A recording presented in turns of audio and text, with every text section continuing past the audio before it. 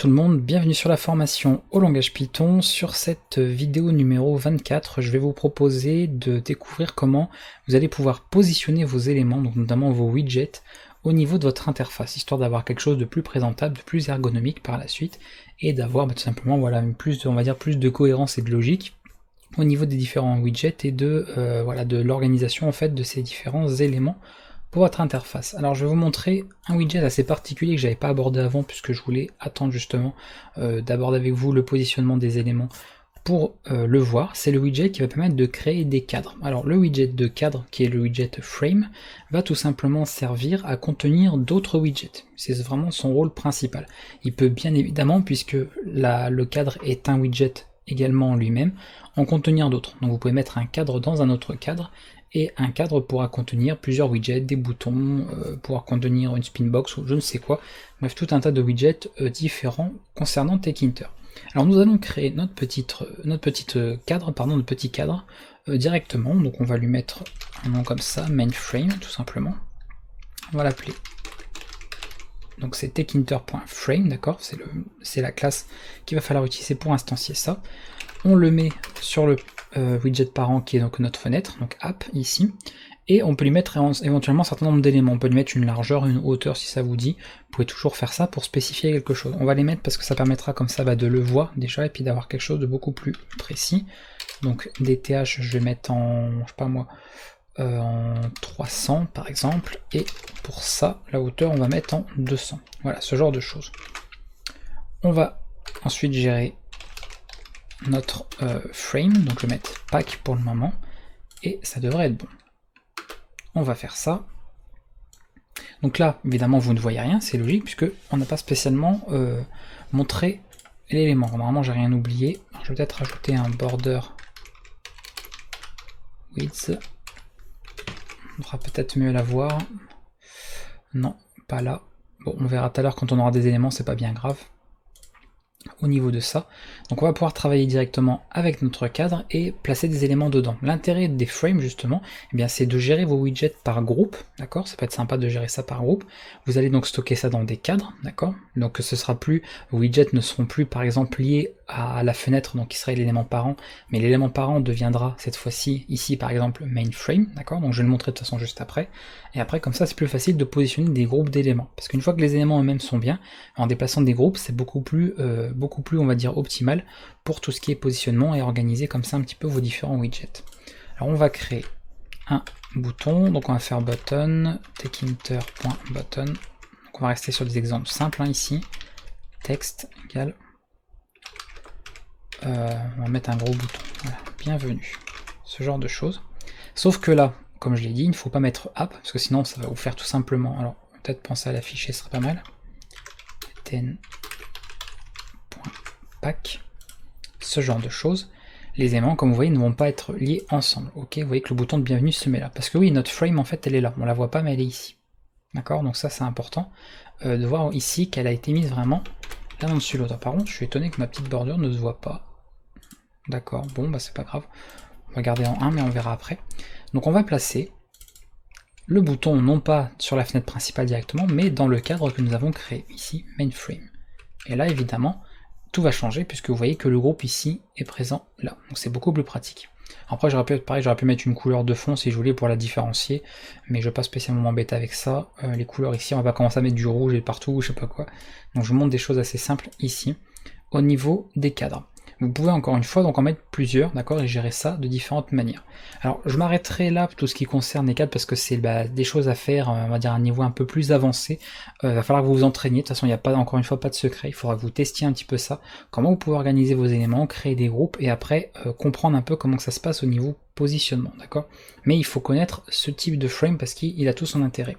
Un petit bonus aussi qui va pouvoir servir, c'est que vous pouvez également nommer votre cadre. Ça peut se retrouver dans pas mal d'interfaces, par exemple vous voulez mettre un titre dans votre cadre, plutôt que de devoir créer un label pour pouvoir le faire, ça peut se faire, on peut très bien procéder comme ça, mettre le label et par-dessous mettre le cadre qui fonctionne, mais ça ferait du coup deux éléments différents. Vous pouvez créer ce qu'on appelle un cadre nommé, et pour ça c'est très simple, il suffit juste de remplacer frame par label frame, d'accord. Donc c'est ça le nom de la classe, et l'élément par contre qui change, eh bien c'est que nous avons un titre. qui est contenu dans l'option texte, d'accord? Donc titre du cadre, donc vous mettrez ce que vous voulez, hein. Je vais mettre titre comme ça. Et là, vous voyez, vous allez avoir un titre. Alors là, on voit un petit peu, hein, ce qui se passe. Vous voyez que le bouton est effectivement dedans. Alors par contre, ce que je peux faire, c'est... Lui, je vais le virer pour le moment. Voilà, hop. Ça, c'est bon. Voilà, comme ça, là, du coup, on s'en rend bien compte, puisque comme c'est un cadre nommé, vous voyez qu'il met une espèce d'entourage, donc du coup, on se rend bien compte de là où il est. Donc vous voyez comme ça la mesure, et vous voyez que le bouton se met vraiment pile en dessous. Donc ça peut être pratique, du coup, on peut gérer ça de plusieurs manières. L'avantage aussi, c'est quand vous allez vouloir positionner vos éléments, et ça on le verra, bah, au lieu par exemple de faire des étirements ou des modifications en temps réel des interfaces, notamment par exemple quand vous allez vouloir, vous voyez, changer la taille comme ça de vos interfaces, plutôt que ça ne se gère que sur la fenêtre principale, ce qui serait pas forcément pratique. Imaginez, je sais pas moi, 15 widgets à gérer sur une seule fenêtre, un seul panneau, donc un seul cadre, ce serait juste la galère. Que là, du coup, vous allez pouvoir gérer indépendamment vos widgets, par exemple, dans ce cadre-là, du cadre principal et d'autres cadres que vous aurez éventuellement. Ce sera du coup beaucoup plus pratique, et vous pourrez gérer comme ça les tailles, les dimensions, les redimensions automatiques, pour prévoir, par exemple, le fait que quelqu'un viendrait maximiser l'interface, viendrait la réduire ou changer sa taille. Ça, n'oubliez pas, il faut le prévoir. Et le seul moyen d'apprendre pour ça, c'est de tester. Encore une fois, il n'y a pas de secret. Inspirez-vous également des logiciels que vous utilisez habituellement, d'accord? Utilisez, je sais pas moi, votre navigateur internet, un logiciel, n'importe lequel en fait, hein, peu importe, et regardez comment il redimensionne les éléments, comment il gère en fait le redimensionnement, le fait de maximiser une fenêtre, tout ça. C'est en vous inspirant de ce qui se fait déjà que vous saurez comment procéder et quelles sont les bonnes méthodes à avoir au niveau justement de la gestion des options de vos widgets. Voilà pour tout ce qui est cadre. Je vais rester là-dessus pour le moment. On va changer, donc je vous dis ça, je passe pour le moment. De toute façon, c'était pas non plus le sujet de la vidéo, mais c'est important de savoir parce que c'est ce qui va servir au positionnement. Donc là, pour le moment, on passera à côté, mais ça nous servira pour plus tard. Concernant le positionnement, jusqu'à présent, on faisait toujours la même chose. Alors j'ai reviré, peut-être le remettre, petit bouton, voilà. Je revirai donc button, ou même mieux. Après tout, comme on travaillait là-dessus, on va mettre ça dedans. Voilà, du coup, ça, plus besoin, puisque c'est géré sur un autre type, donc il va prendre automatiquement les dimensions du bouton. Voilà. Voilà, donc vous voyez, hein, ça prend les dimensions du bouton. Si je veux encore une fois changer le bouton, on peut s'amuser à le faire. Pourquoi pas. Histoire d'avoir quelque chose de plus clair. Voilà. Ça, bon, je fais là, c'est petit bricolage, hein, c'est rien d'obligatoire. Voilà, comme ça vous voyez, et là le bouton est très très gros, parce qu'il occupe évidemment toute la partie là. Donc nous on va pas forcément s'occuper de ça, on va le gérer ici, voilà pour texte. Voilà, on va garder sur un exemple comme ça. Donc là nous avions un bouton, et le problème c'est que nous avons toujours jusqu'à présent utilisé ce genre de méthode. C'est-à-dire que vous voyez, on faisait simplement ça, on utilisait la méthode pack sur le widget pour le positionner sans forcément comprendre à quoi ça servait. Jusqu'à présent, je ne vous l'ai pas forcément expliqué, je vous avais dit qu'on reviendrait là-dessus par la suite, et je vous en ai pas dit plus en fait, tout simplement. Je vous ai vraiment rien dit de plus là-dessus, concernant ce type de fonctionnement. Alors je vais mettre... Vraiment, il est censé... Non, c'est pas ça que je voulais faire, c'est pas grave. Si, c'est ça, c'est ça. Peut-être virer la fenêtre là. J'ai sauvegardé, oui. C'est bon, donc là par contre il me le met en grand et moi c'est pas ce que je voulais. Ah. C'est pas grave, parce que je veux pas il va pas me prendre les valeurs en pixels, mais c'est pas grave. On va rester sur un truc simple, on va éviter de compliquer pour le moment. Donc on va rester sur un bouton standard, d'accord, comme ceci, parce que sinon ça va rajouter du code inutilement. Et on va positionner ça de manière différente. Vous avez 3 cas possibles, très simple. Le cas qu'on connaît et qu'on a vu jusqu'à présent, c'est la méthode pack. La méthode pack, elle va permettre de placer les éléments, alors plus facilement, c'est la plus simple, je trouve en tout cas à utiliser, mais qui sera forcément un peu plus limitée dans les possibilités, d'accord? Vous allez pouvoir déjà d'une principale manière gérer l'étirage d'un widget ou l'étirage des éléments. Donc ça peut être pas mal à gérer. Alors nous, ce qu'on va faire, on va mettre plusieurs éléments, hein, parce que ça va être quand même mieux d'en avoir plusieurs.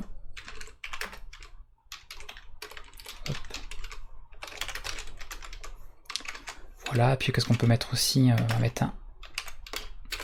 C'est vraiment histoire de voir, hein. Je mets vraiment des trucs comme ça, au pif. On va rester sur App, et c'est tout. Voilà, on va rester comme ça. On va gérer ça, et j'ai encore oublié de les mettre, bravo. Donc je rappelle, hein, il faut à chaque fois une utilisation par type, Et là, vous allez voir ce qui va se passer. Donc regardez bien, voilà comment que ça se passe. Alors on peut voir que j'ai créé en premier le label, que j'ai créé ensuite le champ de texte, donc champ de saisie, et après j'ai créé le bouton. Pourtant on voit qu'à l'affichage, le label est arrivé en dernier et le bouton est passé en premier. Simplement parce que vous voyez qu'au niveau des méthodes ici, pour pack, c'est le bouton que j'ai appelé en premier, d'accord? Ensuite la saisie et ensuite le label. Donc pour avoir ce que j'ai fait à la construction, il faut les mettre évidemment dans le même ordre. Tout simplement parce que c'est là que va se passer l'affichage, d'accord? C'est là qu'on va faire le positionnement de nos éléments et que ça va du coup se mettre au niveau de l'interface graphique. Donc c'est là que ça a évidemment toute son importance. Donc on a bien le label ici, le champ de saisie, le petit bouton de bienvenue, tout va bien dans le meilleur des mondes. Par défaut, du coup, vous vous rendez compte, là dans la méthode pack, je n'ai passé aucun argument, aucune option, et par défaut, vous constatez par vous-même, j'ai pas forcément besoin d'en faire des explications pendant des heures, que les éléments se mettent les uns en dessous des autres, d'accord? Donc ils se mettent les uns à la suite des autres, en fait, de cette manière. Alors c'est pas tout, on n'est pas obligé de faire ça, d'accord? On pourrait procéder autrement, d'accord? Il y a vraiment plusieurs manières de procéder. Ce système permet donc de mettre les éléments d'une certaine manière avec un argument. En réalité, quand vous mettez pack comme ça sans rien, c'est comme si vous faisiez ceci. Que vous mettiez side égale top, d'accord? Je peux vous le montrer de toute façon, parce que c'est bien de voir avec des exemples. Et vous voyez que ça procède à la même chose. Donc ça c'est par défaut. Le comportement par défaut de la méthode pack, si vous ne lui spécifiez rien, c'est qu'elle va considérer que vous lui demandez ça, de mettre size top, c'est-à-dire vous mettez le premier élément qui a été donné en haut, l'autre vous le mettez le plus en haut possible, mais comme là on a déjà un label, bah, la saisie elle va se mettre le plus en haut juste après l'élément qui a déjà été placé. Et maintenant on veut placer le bouton le plus en haut, sauf qu'il y en a déjà deux espaces qui sont occupés, donc on va le mettre par en dessous. C'est pour ça que les éléments vont se mettre comme ça de haut en bas. On peut faire, évidemment, l'inverse, sans problème. Donc ça, c'est important. Voilà, vous voyez, du coup, le label se met le plus en bas, c'est normal, c'est le premier qu'on a dit de mettre en bas. Ensuite, la saisie, et ensuite le bouton, etc. Vous avez également right, pour droite, vous avez left, pour gauche. Donc ça, c'est pareil, je passe très vite puisque c'est juste les noms qui changent, mais c'est exactement le même fonctionnement. Donc ça, c'est l'utilisation de l'option side, qui est du coup pratique, vous voyez. Vous pouvez positionner un élément en haut, à gauche, en bas, à droite, etc. très rapidement. Soit par défaut, sans rien mettre, ça va se placer en haut, sinon vous pouvez spécifier une valeur particulière qui va du coup placer les éléments là où vous voulez. Donc c'est du coup très rapide. On a également, et ça c'est important, une autre option, donc je vais laisser comme ça par défaut parce que ça m'allait très bien, qui est expand. Je vais vous montrer comment elle fonctionne. Expand c'est un booléen, donc ça prend la valeur 0 ou 1, d'accord, suivant que le widget est étendu ou non. Je vais mettre un expand égale 1, et là vous voyez que il est complètement étendu. Qu'est-ce que ça veut dire expand? Alors ça veut pas dire que le widget en lui-même il est agrandi, genre on l'a mis en le bouton il est énorme, ça veut simplement dire que le widget occupe un espace de tout ce qu'il reste, d'accord? C'est-à-dire que eux deux ont été placés, et mon dernier widget je lui dis bah tu occupes l'espace restant, complet, de toute l'interface. Je peux coupler sans problème, encore une fois rappelez-vous ce sont des options, donc vous pouvez les mettre dans l'ordre que vous voulez, avec cet argument là par exemple, d'accord, ça peut se coupler.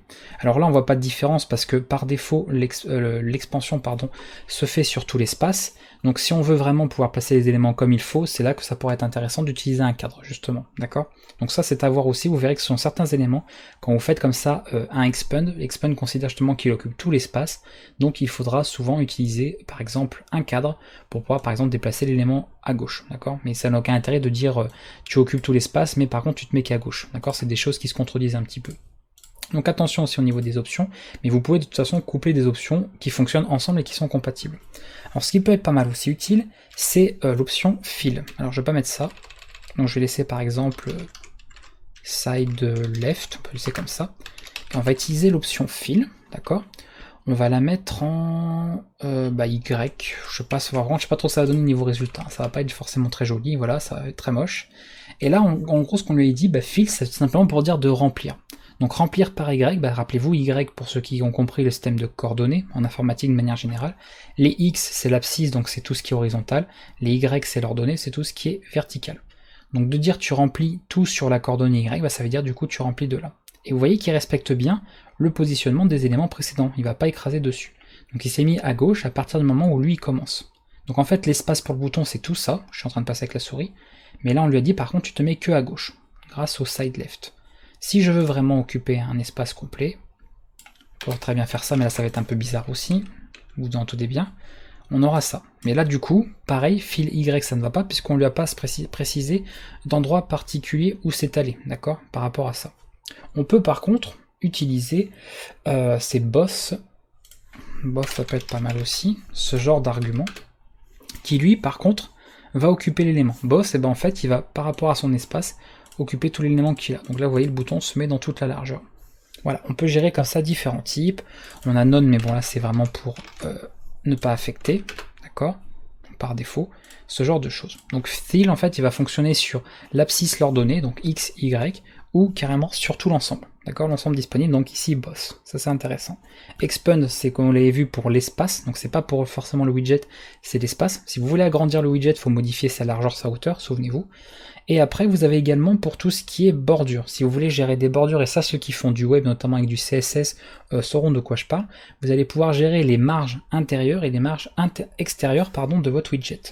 Pour cela, donc toujours dans Pack, d'accord, ça peut se faire dans Pack, vous allez pouvoir par exemple gérer avec pad X. Donc pad X, par exemple, je lui dis 10, et pad Y, admettons. Donc on n'est pas obligé de mettre les deux, hein, on met celui qu'on veut. On peut en mettre un seul ou aucun ou les deux. C'est toujours des options. Et vous allez pouvoir gérer comme ça.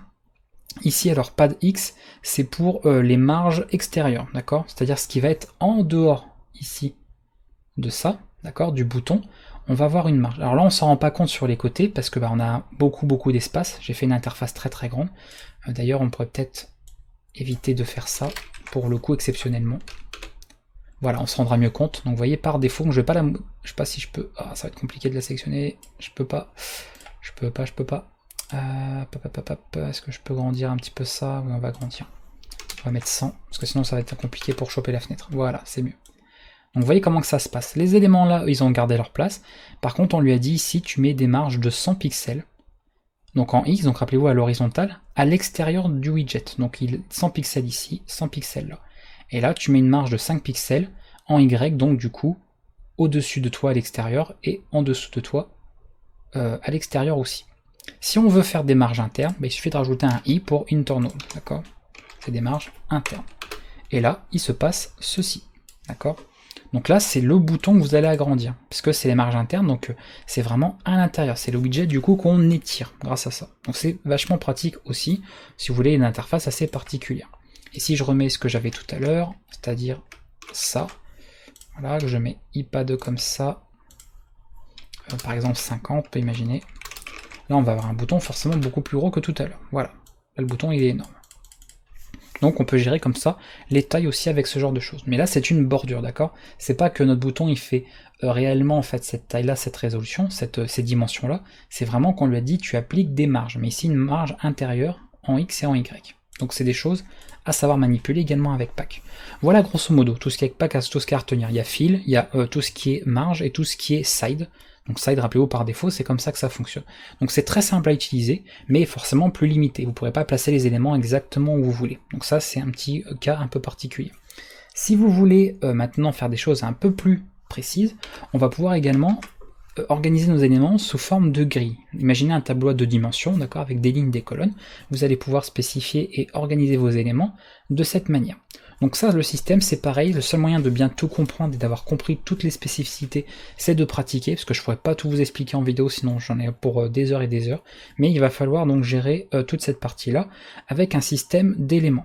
Partez du principe que vous avez donc des lignes, des colonnes, et que par défaut, la première colonne donc vous aurez par exemple dans un tableau sera 0, et la première ligne sera 0. Donc au lieu d'utiliser, comme on a fait ici, Pack, on va utiliser Grid. Alors, petite note, n'utilisez pas, évitez en tout cas d'utiliser Grid en même temps que Pack. Par exemple, si vous faites ça, d'accord, et puis que derrière vous faites des packs, vous allez avoir, comme vous voyez, des gros soucis. Tout simplement parce que là, l'interpréteur, il va pas savoir comment positionner l'élément. Je vais lui demander des grilles, des pas, etc. Et même s'il arrive à charger au final votre programme, ça peut tourner très très longtemps parce qu'il n'arrivera pas à s'organiser parce que il y a des choses qui entrent en conflit, qui se contredisent. Donc ça n'ira pas. Donc évitez de mélanger comme ça les choses. Par contre, on va pouvoir travailler avec Grid. Grid, première chose à connaître, moi je vais lui dire par exemple, row, tu prends celle-là. Alors par défaut de son lui il est à 0, donc on pourrait même le laisser comme ça, mais moi c'est vrai que j'ai toujours l'habitude de spécifier les éléments même par défaut, comme ça on peut les lire, on les comprend, on sait qu'ils sont là et pas qu'ils n'existent pas, ce genre de choses. Grid, déjà. Donc là, vous voyez que ça s'affiche, donc ça se met tout en 0. Donc là, imaginez un tableau, d'accord, qu'un élément. Ça, c'est la case 0, 0, d'accord, ligne 0, colonne 0, donc tout a été mis dedans. Parce que ça, je vous rappelle que par défaut, c'est comme si j'avais mis ça, d'accord. Après, je peux faire la même chose, mais en changeant. Là, ça va être intéressant. Donc là, c'est toujours la même ligne, mais je mets en colonne 2. Toujours la même ligne, je mets en colonne 3. Rappelez-vous, c'est décalé, hein. C'est comme pour les tableaux en programmation. Première case du tableau, c'est l'indice 0 et pas 1. Et là, on a les éléments qui se mettent côte à côte. C'est logique. Alors, vous voyez que ça occupe pas tout la largeur de l'interface, qui fait ici 640 pixels x 480, et c'est pas non plus centré. Ça, c'est pareil, c'est des choses à gérer. L'alignement, les tirages, c'est des choses qu'on a vues et que vous avez vues même dans cette vidéo. Donc, n'hésitez pas, encore une fois, à mêler un peu toutes les options. Là, j'ai mis très peu d'options, hein, au niveau de ça, au niveau de label, j'ai rien mis pratiquement, en fait, juste du texte. Donc, n'hésitez pas à tester d'autres options pour avoir quelque chose d'un peu plus grand, un peu plus propre. Mais du coup, vous voyez, vous pouvez gérer ça comme un tableau, et c'est du coup beaucoup plus pratique au niveau de l'organisation de vos éléments. C'est plus précis en fait, vous allez pouvoir gérer vraiment ça case par case, de manière précise. On peut même faire occuper un élément sur plusieurs colonnes, plusieurs lignes. Pareil comme on le retrouvait par exemple en HTML, pour ceux qui font du web parmi vous, vous pouvez gérer ça avec les options rowspan ou callspan. Donc par exemple si je fais comme ceci. Alors là, ça s'appelle pas callspan, parce qu'en HTML c'est callspan, en Python ça s'appelle column, donc le mot est complet, span. Donc attention aussi de ne pas vous tromper entre les différents langages de programmation, langages de présentation, etc. Donc faites attention à ce niveau-là. Et column span, je vais dire par exemple, voilà, donc il va démarrer à la colonne 0, mais il va prendre l'équivalent de 2 colonnes. Et là, on va avoir un petit changement. Voilà, alors d'ailleurs il a disparu. Oui, il a disparu. Alors, pourquoi tu as disparu? Qu'est-ce qui se passe? Qu'est-ce qui se passe Ah oui, pardon, parce que là je suis en train d'écraser des choses, ça va pas. Donc là on est en 0, on va être en 1, donc là on va être en 2, et là on va être en 3. Ça va être mieux aussi. Voilà, d'accord. Donc là vous voyez pas de différence ici pour vous, parce qu'évidemment on n'a pas spécifié des tailles précises pour les cellules, si vous voulez, du tableau. Mais en fait on a le label qui occupe 2 cases, donc la colonne 0 et 1. On va avoir ici la saisie qui occupe la troisième case, donc la troisième colonne, et le bouton qui occupe la dernière. Voilà, donc on peut gérer ça de cette manière avec column span, et évidemment vous vous doutez bien qu'il y a aussi le row span, d'accord. Bon, je peux très bien faire ça, très bien faire 3, ça existe aussi, d'accord. Pareil, donc ça c'est des choses à connaître, row span, column span, ça peut vous servir aussi, d'accord. Donc à avoir, par défaut c'est évidemment égal à 1, parce que ça n'occupera qu'une seule chose, d'accord, ça va occuper qu'une seule cellule. On peut également gérer ça de manière... Bon, on peut gérer les marges, on peut faire la même chose. Je peux très bien dire par exemple pad x égale 15, pad y égale 50, comme on avait vu. Ça, évidemment, ça fonctionne. D'accord. Voilà, donc là vous voyez ça se met différemment, donc ça peut être géré comme ça. Donc là on gère ça d'une certaine manière. Donc ça je rappelle, tout ça est en fait dans la même cellule. Vous voyez ici une grid, j'ai pas précisé. Donc tout est dans la cellule 0, 0. Et simplement qu'ici, comme j'ai mis des marges extérieures, et du coup autour du label, on a une espèce de carré comme ça qui se forme. Voilà, donc ça c'est des choses à savoir aussi, ça peut être utile. Et un dernier élément aussi qui peut être intéressant comme option, c'est l'option Sticky. Sticky, elle va permettre de jouer en fait sur les orientations. C'est-à-dire que vous allez pouvoir placer par exemple l'élément vers le haut, donc en utilisant notamment donc c'est des coordonnées, donc ça va avec la coordonnée nord. Donc attention, comme c'est des versions anglaises et pas françaises, je vais vous le noter ici. Pour N, donc c'est évidemment nord. Pour S, c'est sud. Ça, je pense que je vous apprends rien. Pour le E, c'est l'est, d'accord. Et le W, par contre, c'est l'ouest. C'est pas un O. Voilà. Donc attention à ce niveau-là. Pour ceux qui ne sauraient pas, mais moi je le précise ici, l'est c'est à droite et l'ouest c'est à gauche. Ok. Nord-sud, haut, bas, pas de souci à ce niveau-là. Donc là, pareil, vous pouvez placer éventuellement les éléments. Je sais pas, en faisant, j'en sais rien, nord-est. Je n'ai pas trop dit non plus, là, je vous avouerai. Et du coup, vous voyez, par rapport à la cellule où on est, eh bien, il a été placé ici au nord-est, donc en haut à droite. Ok, le label. Il pourrait être placé également au sud-est, mais là, ce serait bizarre de toute façon, puisque comme il vient après les autres, voilà, on verra pas de différence, ce qui est normal puisqu'il est avant les autres champs. Mais imaginez voilà, des cellules où vous aurez des grosses marges, vous pouvez vraiment positionner comme ça les choses dans les coins des cellules, sur les côtés, parce que vous pouvez simplement mettre ça, pour dire bah tu te mets juste à gauche, à droite pardon ici, ou tu te mets à gauche en mettant ouest, etc. D'accord? Donc sticky est plutôt sympa comme option au niveau des grilles, donc ça peut servir à faire des choses assez, voilà, assez évoluées, assez étoffées à ce niveau-là.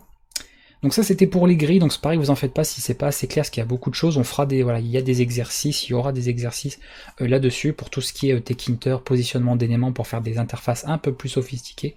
Donc on le verra, donc ne vous en faites pas, vous aurez l'occasion de pratiquer tout ça plus en détail de manière plus concrète. Je vais terminer, donc c'est le petit bonus, même si on l'utilise beaucoup moins souvent, mais ça peut être utile dans de très petits cas, un placement vraiment, on va dire au millimètre par millimètre, donc c'est limite au pixel, pour vos widgets, qui est notamment la méthode place. Donc je peux utiliser cette méthode, alors je vais juste le faire là avec un seul élément, pour terminer cette vidéo, parce que je voudrais pas qu'elle soit trop longue non plus, voilà, comme ceci, et on va utiliser la méthode place. Donc place, ça veut dire simplement de placer un élément, mais là c'est pas le placer au nord, au sud, machin comme ça, on peut vraiment préciser des valeurs exactes. Par défaut, donc si je vous mets place, vous voyez qu'il n'y a rien, d'accord? On peut donc préciser btn place, x égale par exemple 10, puis je peux mettre y égale 10, pourquoi pas. J'ai pas fait de bêtises, non c'est bon, voilà. Donc le point d'indice 0, 0 en fait c'est celui-là, au niveau de notre interface, c'est celui tout en haut à gauche de la fenêtre. Donc ici 10, qu'est-ce qu'il fait? X égale 10, ça veut dire que tu décales de 10 pixels vers la droite, puisque je rappelle que X c'est l'horizontale, et Y égale 10, ça veut dire que tu décales de 10 pixels vers le bas.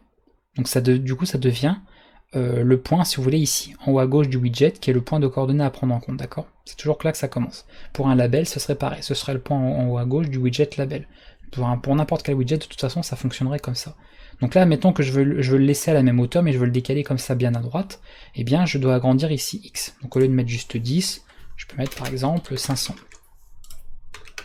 Et là, vous voyez, l'élément est carrément décalé sur la gauche, puisque là, on a en fait 500 pixels ici, sur cette partie-là.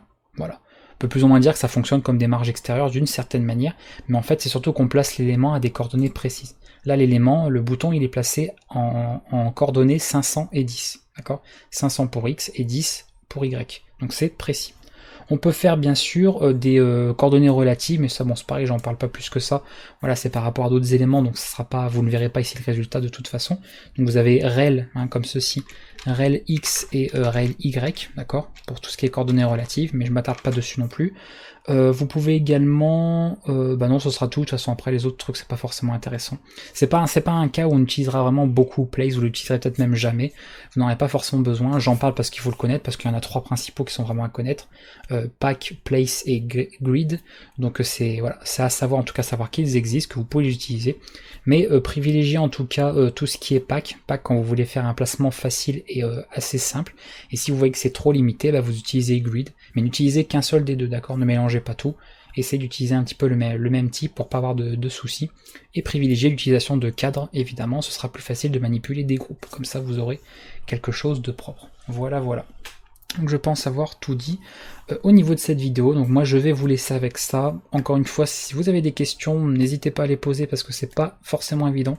Je peux comprendre que là on attaque des choses un peu plus compliquées que tout ce qu'on a vu précédemment, parce qu'on utilise toutes les notions que vous avez vues en Python jusqu'à aujourd'hui, et en plus voilà, on attaque l'interface graphique avec d'autres méthodes, on découvre plein de trucs, des paramètres, tout ça, et ça peut faire beaucoup, ça fait beaucoup d'informations à assimiler d'un coup.